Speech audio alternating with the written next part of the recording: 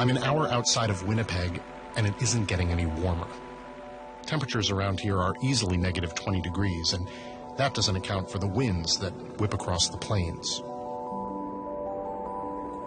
It's a cold and unforgiving place to do much of anything, particularly milking cows at 4:30 in the morning. Fortunately, at this dairy farm, you don't have to.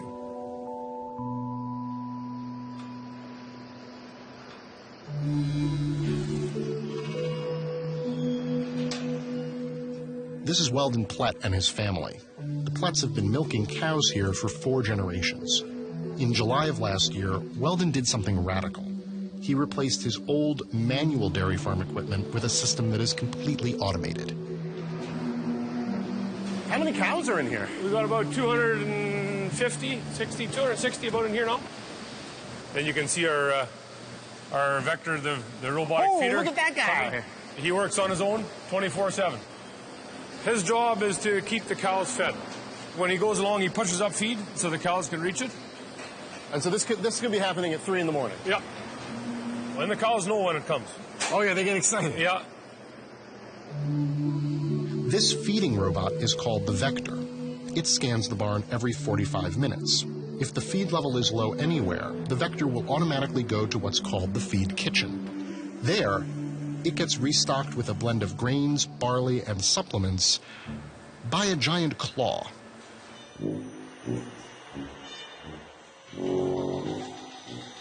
That's the crane that loads all the ingredients, like all the forages. We bring blocks of corn silage, blocks of haylage, and barley silage. And as you can see, it tells it what to load. It picks up, and then it dumps it in here. There's a scale on here, so it knows exactly how much it's got and exactly how much it needs to put in here. Now, it just dropped a load here. Yeah, it wants to get a better grab. I gotta ask, is there some sort of, like, safety protocol in there? The safety protocol, actually, we broke when we came in here. So just don't come in here? Yeah. Okay. Yeah, that's good forage. All this automation looks awesome, but Weldon didn't buy a bunch of robots because they would look cool. Dairy farms are facing real problems, and the company behind all this equipment, a Dutch firm called Lely, thinks automation is the answer. We feel very strongly that the technology that we produce here today is rapidly changing and revolutionizing the dairy industry as a whole. For our dairy producers, if you ask them, probably one of the biggest things they see as a potential risk is just the availability of that labor to harvest milk and to run their dairies efficiently. 80% of the labor that's available on dairy farms today is immigrant labor. If you look at the availability just in quantity of that labor pool, there is not enough labor available in the traditional markets to support the dairy industries. Again, it speaks to why we're seeing a large trend and a growing trend towards automation and robotic technology. We have 4 people less on payroll, and I would say the 4 that are here now have a sane day instead of an insane day. Weldon doesn't make any money by just feeding his cows. He has to milk them as well, which brings us to the second part of the Lely system, the astronaut. A new cow's coming in here. What's going to happen here? Yeah, so as the cow comes in, there's actually an ID collar on her. It'll register her and say, okay, this is cow number 2, right, and she's due to get milked.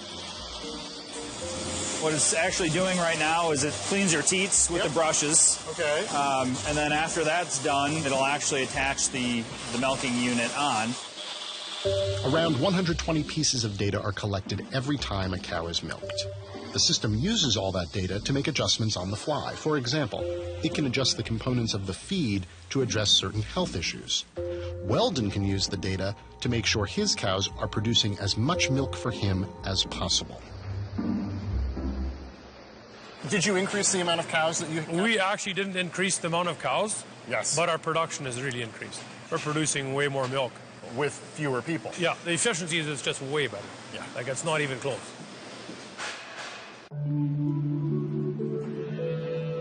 Automation replaces jobs.